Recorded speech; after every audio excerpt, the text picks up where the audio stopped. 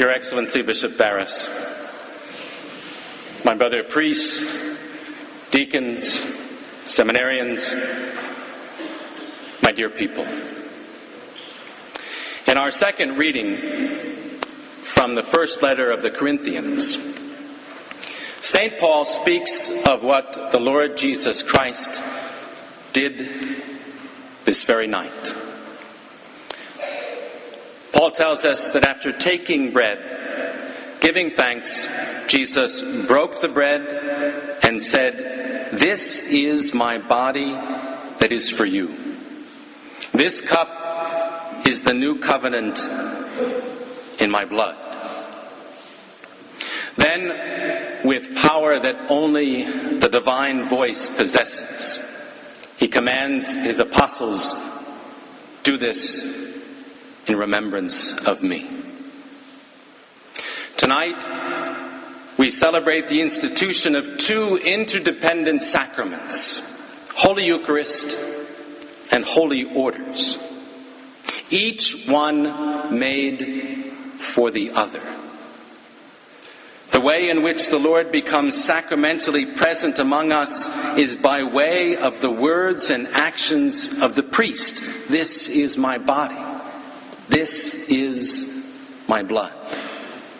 The very reason for the priesthood to exist is to offer the holy sacrifice of the Mass.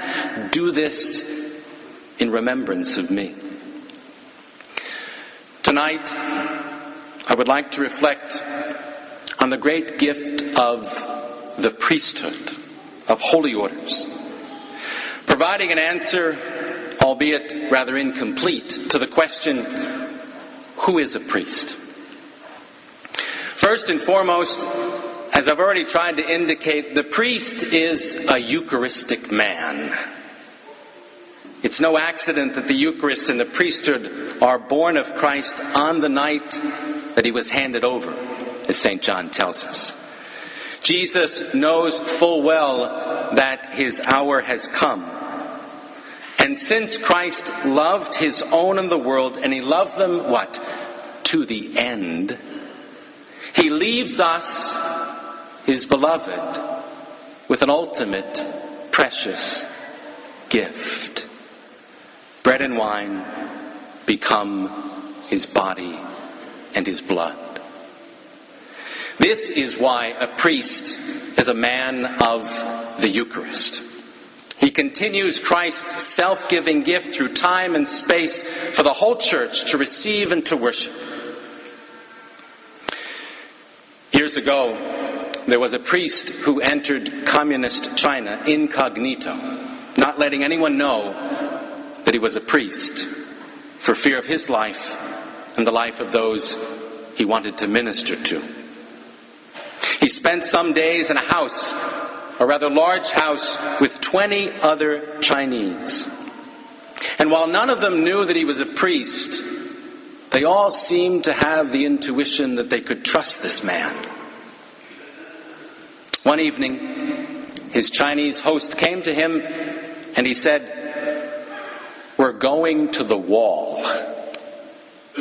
And the priest said, "What does that mean? What is the wall?" And his host said, "Come with us and we will show you." He brought this priest to a clearing in the forest outside the house. And there the priest saw a small wall that was about 4 feet high, left over from a dilapidated building. After people had gathered around this wall, and sentries had climbed the trees to look out, a man stepped forward and took one brick out of that wall. Behind the brick, there was a small monstrance holding the Eucharist. The group spent an hour in prayer before the Blessed Sacrament, and then they replaced the brick and went home. The next day, the priest told the people that he was in fact a Roman Catholic priest. And they told him that they had not had Mass for over 10 years. Once or twice a week, they would risk their lives and go to the wall. The following night, the priest said Mass at the wall and replaced the host. It was his best day as a priest. As Pastors Dabovobis teaches us, at the heart of being a priest, a man prolongs the presence of Christ, the one high priest, making him visible in the midst of his flock and trusted to his care. He lives this most powerfully where?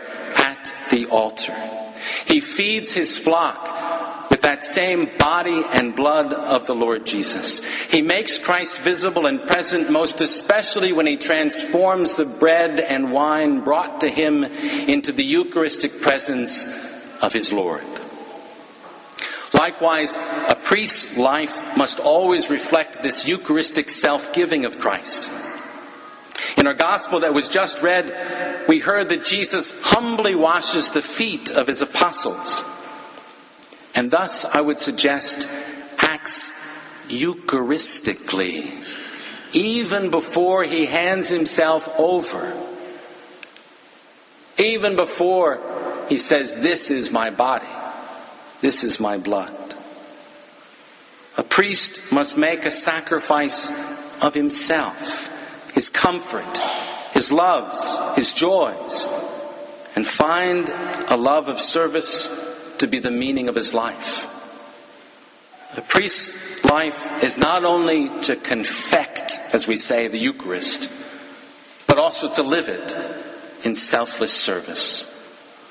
His life is either going to be Eucharistic, and seminarians pay attention. A priest's life is either going to be Eucharistic, or in a certain sense, it's not going to be at all.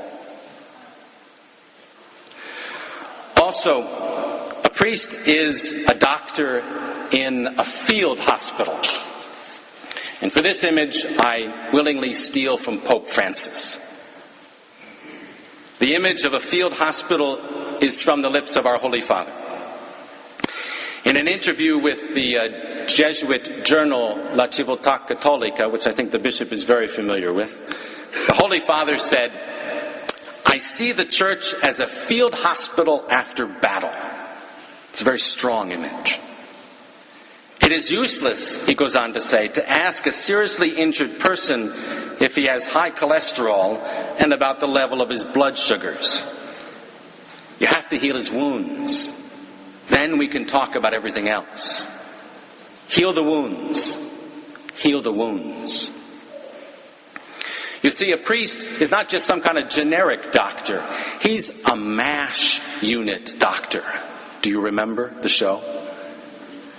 Maybe not quite like Hawkeye, but nevertheless, a doctor in a field hospital. He is a doctor who comes into daily contact with the deep wounds of humanity as they step off the field of battle. In one day, just in one day, a priest forgives serious sins weighing on the conscience of his penitents. He visits a mother who has just lost her child. He anoints someone with multiple physical wounds that may never fully heal. He gives direction to someone in the mental fog of old age. And he encourages those giving Christian formation to young children. By the way, those were just a few things this priest did yesterday. They are not unusual, and certainly neither is this priest. It is all in a day's work for any priest in the field hospital of the church. You see, the priest is a living, visible image of Christ.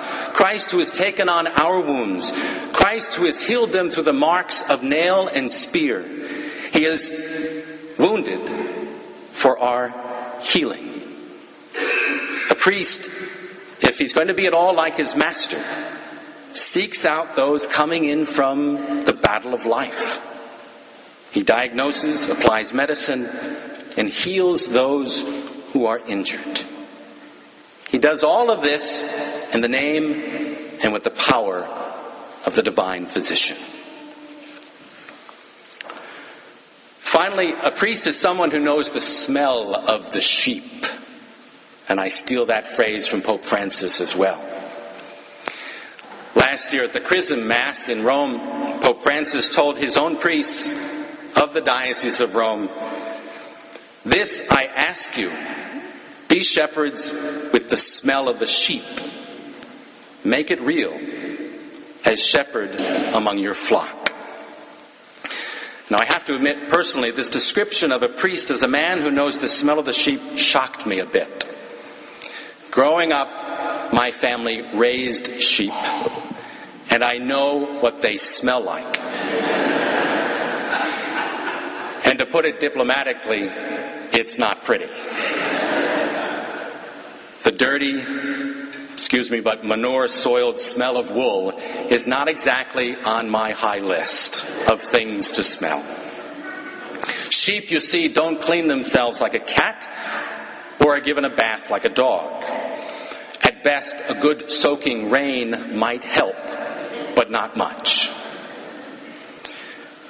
To know the smell of the sheep means that a priest must get close to his people, his flock.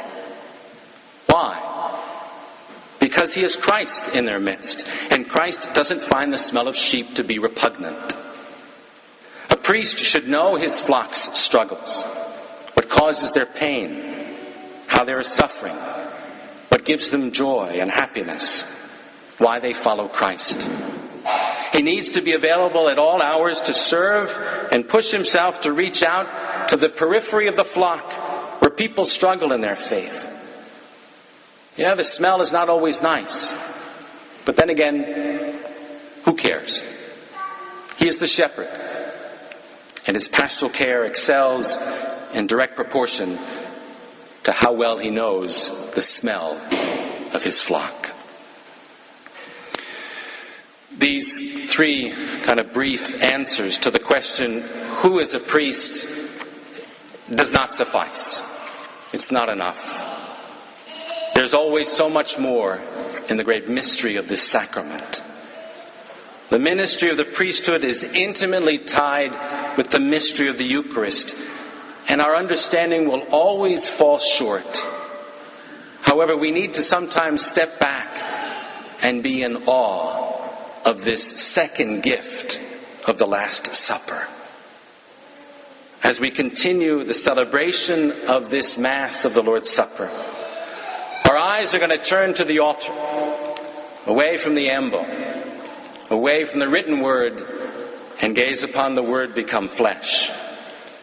We will witness once again the fulfillment of Christ's command, "Do this in remembrance of me." As a priest lends his voice to the power of Christ, and as the Master becomes present, body and blood, soul and divinity, under those humble signs of bread and wine.